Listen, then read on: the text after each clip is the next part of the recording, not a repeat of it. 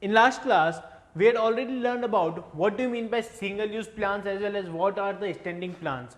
We also said that what are the types of single use plans, that is program and budget. Now in this class, we will learn about what are the types of extending plans, as in how the extending plans are formed or how such kind of plans which can be used in a repetitive manner, what are the different types we are making in our daily life, we are forming, so that our organizational objectives will be achieved. So here we begin with our very first type, that is objectives. Extending plans are generally divided into 6 parts, that is objectives, strategies, policies, procedures, rules and methods. If you want to see this about that what are the types of extending plans, then my dear friends, there are 6 types of extending plans, that is objectives,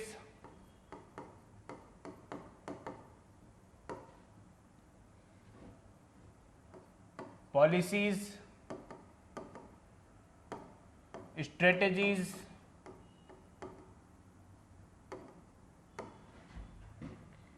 procedures, rules and methods. Yeah, so let's start with objective. Yeah, we learned the word or we heard the word objective in our planning process also. There is a first foremost step in planning, that is to set an objective. What does that mean by setting an objective, or what do you mean by an objective? Objective is simply the thing which requires or which tells that what kind of thing or what kind of resources we need to utilize, or what kind of objective, what kind of target, what kind of achievement we need to achieve. What is my goal, or why I should work, why I am doing the work, as well as if I am doing such work, then what I should achieve. Objective always deals with ends for the achievement of which an organization goes on work. It always talks about that what you require to achieve is known as, or is to be termed as objective, as in whatever you want to achieve is known as objective. So in this case, we need to learn regarding this thing, that objectives are defined as ends for the achievement of which an organizational goes on working. Yeah, clear? Objective simply stated is what would you like to achieve. It simply states that what you want to achieve, as in what is your target, as in I want to achieve my rank, as in I want to achieve a good job, as in I want to achieve or produce a maximum production. This all kind of achievements, or this all kind of end task of achievement is deals with your objective. They may be designed as the desired future position that the management would like to reach. It should be designed as in why management is working, or as well as what kind of reach or what kind of achievement management wants, so that management set the end point of the achievement that they want, so that the particular end achievement is termed as or managed as objectives.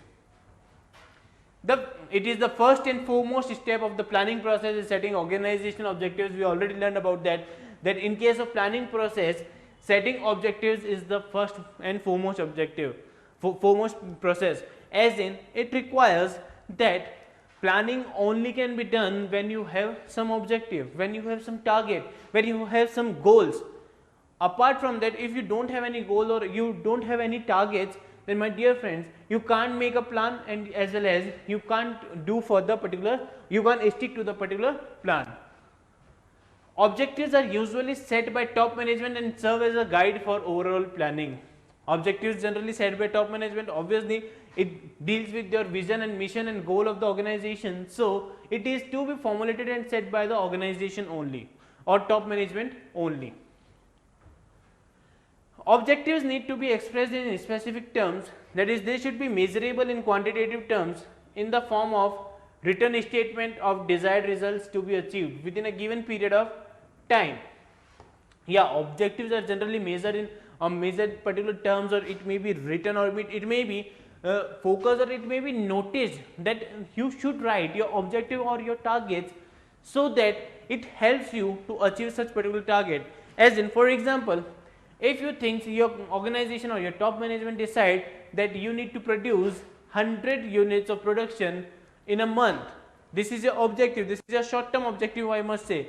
So for this objective you need to achieve, or you need to stick on that, you need to focus and you need to plan according to that 100 units of production only. Clear? Next, examples are increasing sales by 10%, getting 20% ROI, etc. As in, you want to increase your sales by 10%, you want to get a ROI, return on investment, up to 20% or from 15 to 20, or getting a maximum profit, or reducing the cost.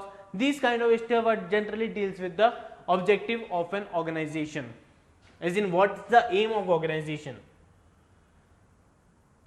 Our next type is strategies. What do you mean by strategies?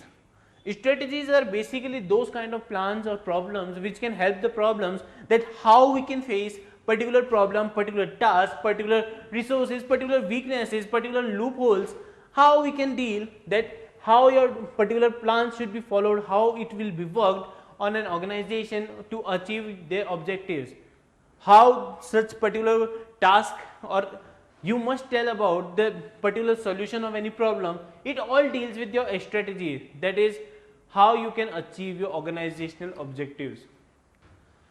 So strategies refers to those plans which an organization prepares to face various situations, threats and opportunities. Organization prepares to face various situations, threats and opportunities. That's why strategy is a comprehensive plan for accomplishing an organizational objectives. Clear, my friends? Yeah. Next, what does that comprehensive plan include, or what does that comprehensive plan means? How I can say that strategy is the comprehensive plan? Because, my dear friends, it includes three things. That is, comprehensive plans includes three dimensions.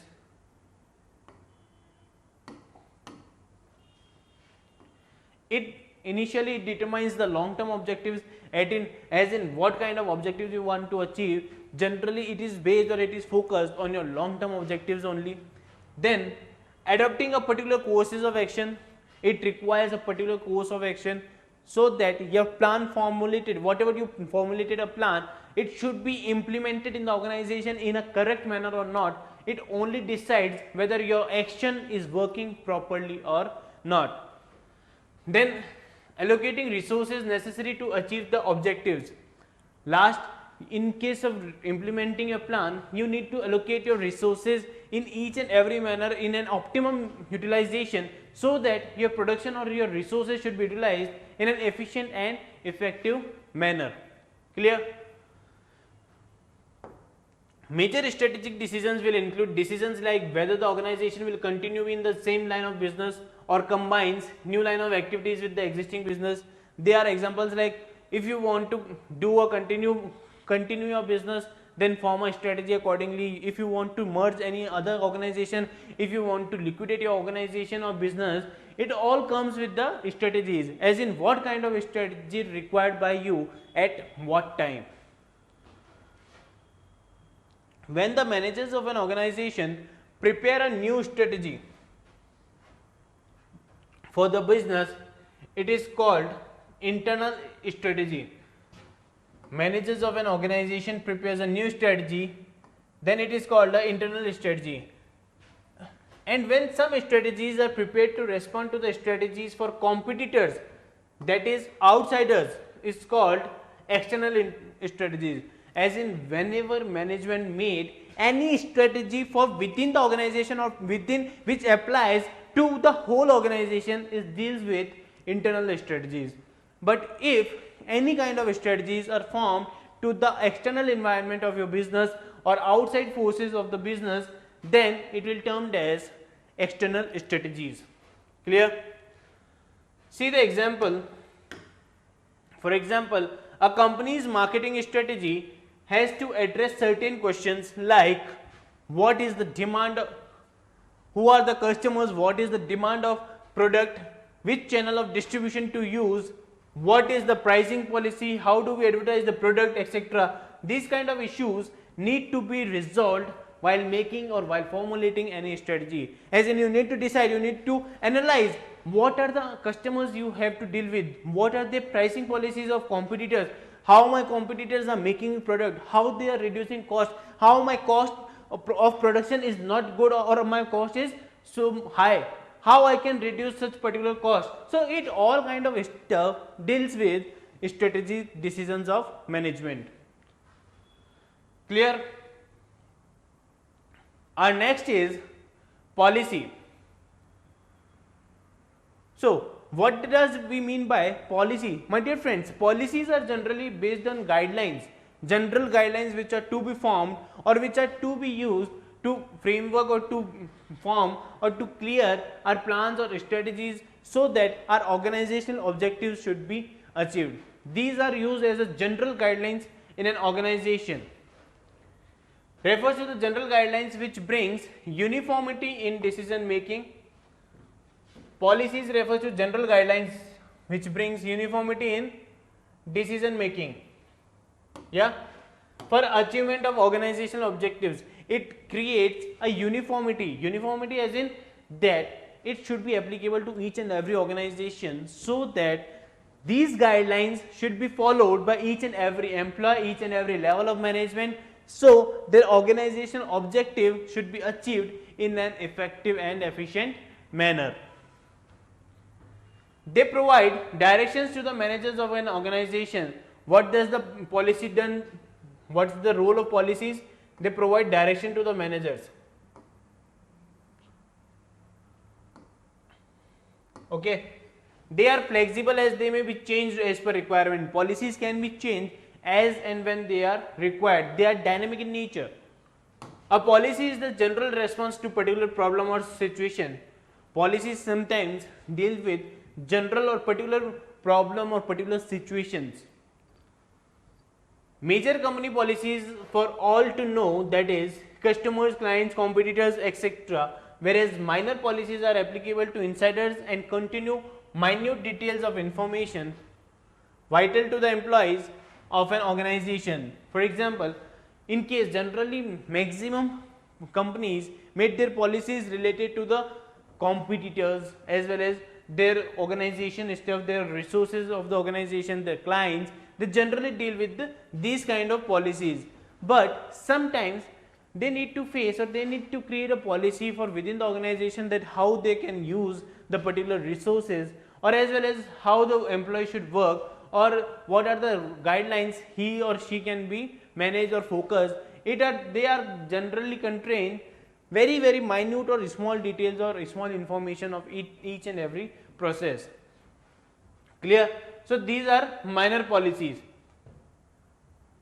Examples of policies are selling goods on cash basis only, reserving some post for women in the organization, as in organization we are making goods, we are selling goods on a cash basis only, but right now if we are talking about the technology, so they can allow, like they can allow for a Paytm, Google Pay, GPay, Amazon Pay, online net banking, card, debit card, credit card, whatever the payment mode we can get, I can pay for that only. But company's policy to deal with the only COD, cash on delivery or cash sales only.